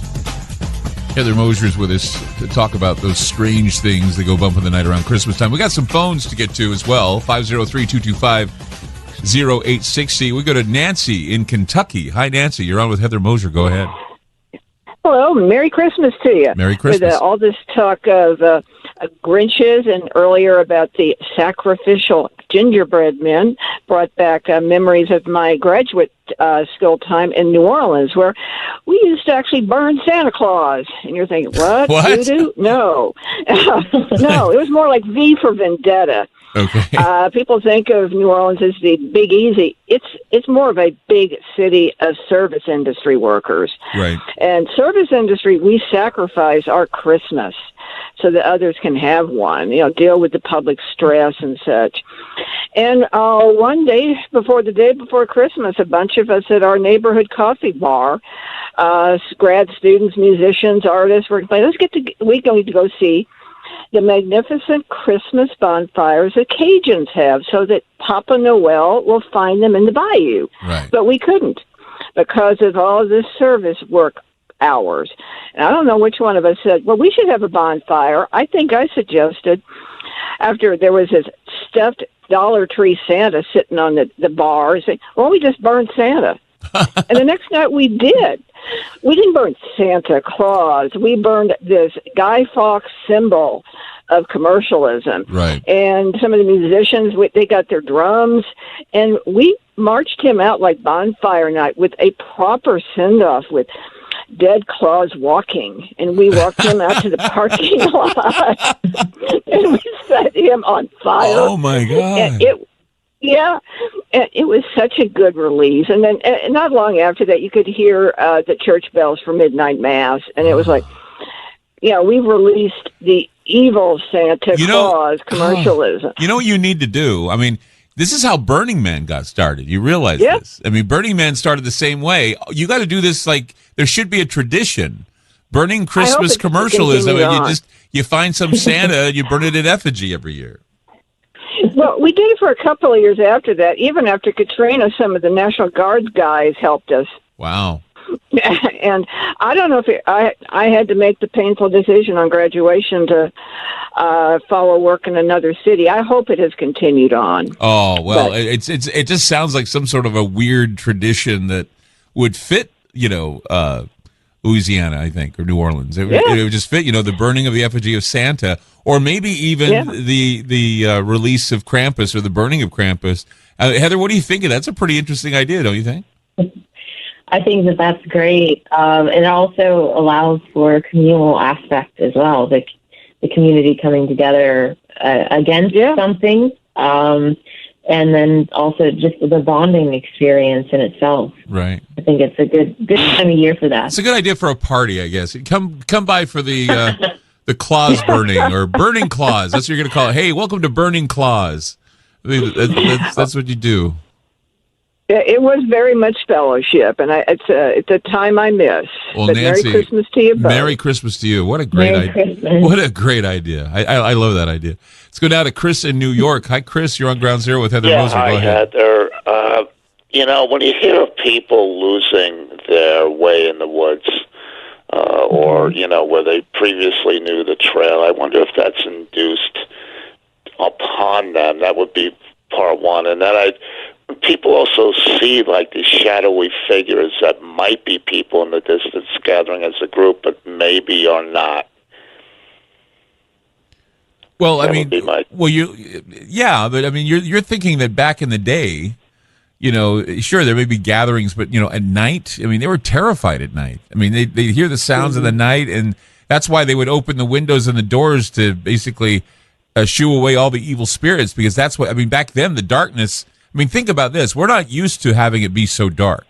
I mean, we find ways to find light. They lit candles on their trees. That's how desperate they were for light, and so. When you're there in the darkness and all you have is a fireplace or you have candlelight, you know, there are a lot of shadows that show up. There are a lot of things that show up that you can't explain. And I think that's one of the reasons why, you know, and you know, think about it. If we didn't have power, if we didn't have things and entertainments to keep us occupied, what would our minds be doing if we had to realize that at 4:00 every night the sun would go down and we'd have nothing? Yeah, I think that's exactly it. And that's something that I think we can pin back a lot of our stories and myths to what would it be like without these modern day accommodations and the knowledge that we have now. You had to come up with an excuse just to calm your mind and your thoughts of, okay, what are those sounds outside at night in the dark? What could it be? Mm-hmm. And then also, again, as warnings, since we don't know what it is or whatever our mind may run wild with, it's better to just stay at home at night. Yeah, and it's easy. Even today, if you were to wander out in the woods, unless it's something that you have done time and time again, it would be pretty easy to get lost unless you had some sort of contraption to help you get through, whether that's GPS on your phone or a compass or something like that. Everything looks different at night, and depending on how the lights are in the sky, if the moon is full, it's a lot easier to see than if we're under a new moon. The darker the moon makes it more difficult. Well, Joseph Campbell had spoken, you know, in his books about mythologies. He said that man goes into the woods for wisdom, and what he takes in, he brings back, and whatever is there, whether it be dark or light, he brings back with him. And I think it's because in many cases, and we've heard these cases before where, you know, we've heard of people missing or whatever, that maybe in the woods there are portals and that we don't see them because the woods are very thick and they're dark and things come through in the woods. And that's you know, that brings up a whole new can of worms. I mean, we've had arguments before at Bigfoot conferences as to whether or not Bigfoot is a creature that comes out of a portal and goes back in. But, you know, that's always been the legend of the woods, that things come in and out of the woods because they are open. They're a quiet and very out of the way place for things to come through. Yes, and in different traditions, especially, I mean, we were talking earlier about the Nordic countries are where we get a lot of these Christmas, the darker Christmas stories. But in some of the Nordic traditions, when you get into different types of shamanism, when you're trying to really find yourself and center yourself, one of the best things that one can do is go outside at night and try to stay out there all night. Find a place, sit down, and just be. Listen to everything around you. But it's the darkness of the night, being isolated, that allows you to really go into yourself. And then who knows what other, you know, entities or elements may be out there to help influence you as well on your journey. I want to introduce people to intothethrayradio.com/Santa-Ans-the-werewolf. Read that story. I'm going to go home and read it tonight. And, of course, Heather is the author of that story, talking about the man named O'Donnell who was investigating this werewolf story, Werewolf and Santa Claus and this family. It's an amazing story. And, Heather, what an amazing having you on was just a treat for this holiday. Thank you so much for taking the time and being on the program. Thanks for having me. It's great job, and thank you so much again. And that, of course, is the Krampus show for everybody that you know been clamoring for a Krampus show. This is probably one of the best we've had in a long time. And of course, we're going to tomorrow have our celebrations of Christmas with family and friends. We're going to do it early, and then, of course, a Krampus party that we have at the end, where we're going to be at a local bar called the Paradise. It's going to be around 7 o'clock when you get together. For those of you listening locally, we're going to be there. For those of you who want to fly out to Portland just for a Krampus party, you're invited as well. Stay tuned for On Beyond Zero on Aftermath.fm.